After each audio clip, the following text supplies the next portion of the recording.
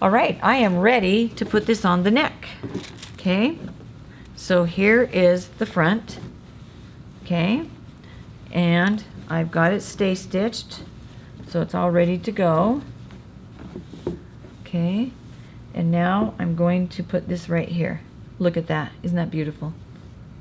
Absolutely beautiful. And I decided to do a little light colored collar to match the light color of this dark print. Now, as I put this on, so I match up my notches, and I want to leave 5/8 because I've got a zipper to go in there, so I need that raw edge. I need that 5/8. And I want to make sure this, now when I put this on here, those little ends actually cross each other. See, when I did it, when I did that little zigzag here, I did it where, so these were flat. But when they actually get put on a collar, they kind of overlap each other because that's the way they go. Okay, so now I've got this, all right? And notice how both neck edges are very curved. Okay, there is my center front. I've got that little snip right there. So I just want to put a pin.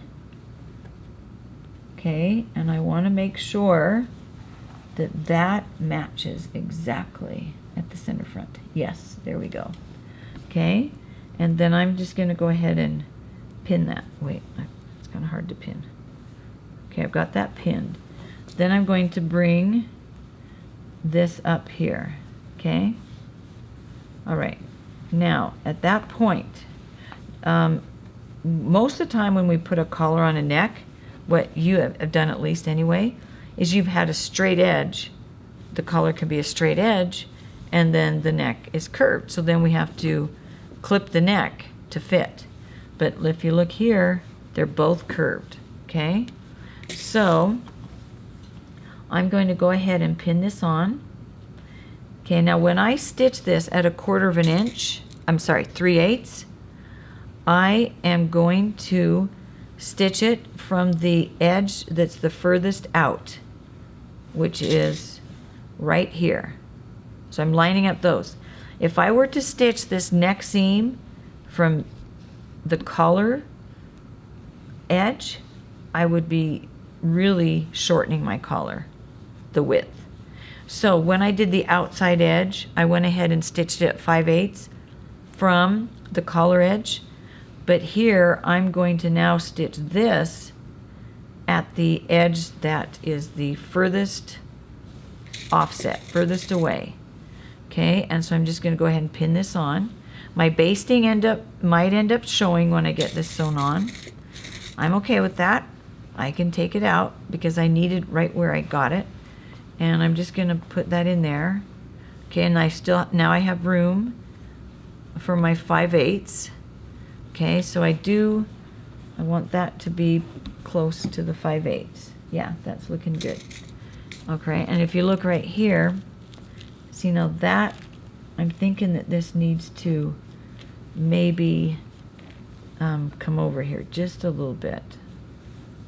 How about right there? Okay, that should match up. Well, okay, that's good.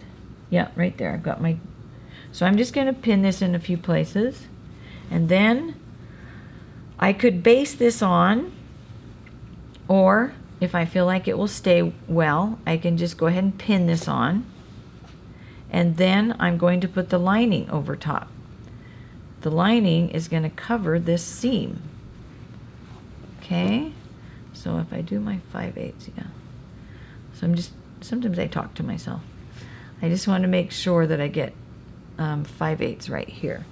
Oh, and here's I can look at this right here and make sure I have 5/8 and enough for that 5/8 to turn.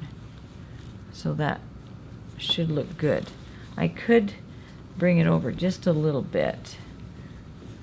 So maybe what I'll do is kind of pick it up here and I want to keep that seam open. So I think I will bring this over just a little bit right there. Okay, and I'm just matching up the raw edges. Okay, and because it's a curve, they follow the same curve on the neck. Okay, all right, so I've got that.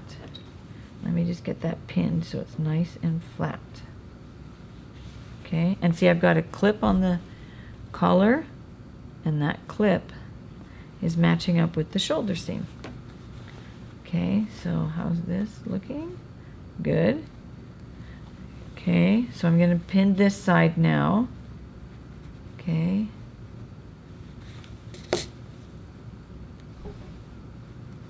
I've got that held together there. Okay, once I get this on, then I will put my lining on.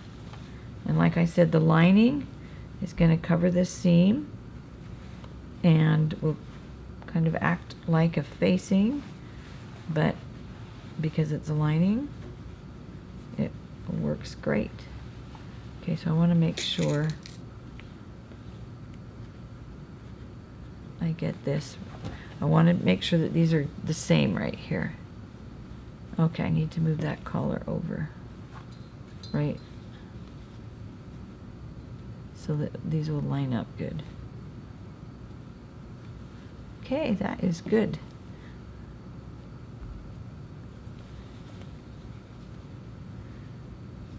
All right, once I get this done, then I'm ready to put, yeah, so I'm not going to baste this because I've already got one row of basting here. But I'm going to look at my directions and see what we have written down there. Okay. Okay, so I've got my collar on, pinned on. Now I'm going to baste it. Now, I was on a zigzag stitch, so, and then I went to a normal stitch, but now let's get a basting on. Okay, and I did lower the feed dog here. To raise it, you just push that button back in and it'll come out. And then, but you do have to put your needle down and up to get it to come up. If you don't want to lower your feed control, the feed dog control, you could set your stitch length to 0 here. So you do zigzag with a 0 to do this little part at the to keep the collars together at center front. I just went ahead and lowered them. I find that a little easier. But either you can do it either way. Okay, so I'm going to go ahead and baste this on now. Okay, and I've got it on 4 millimeters. So I've got it on basting stitch. And now I'm just going to baste this on, and I can pretty much go over top of my other basting. And then, like I said, if it shows when you're finished, it's pretty easy to take out.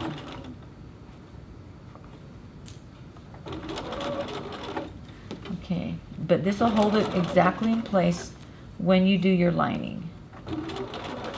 Okay, and then you want to make sure when you do this part that when I do my permanent stitching, I want to go I want that little zigzag part to stay in the seam allowance.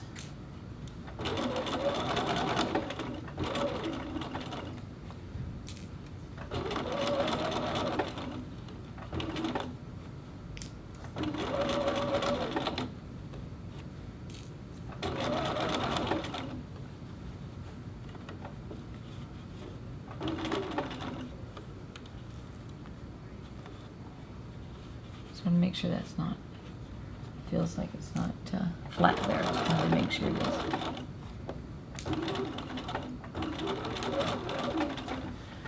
Okay, I've got the collar on now.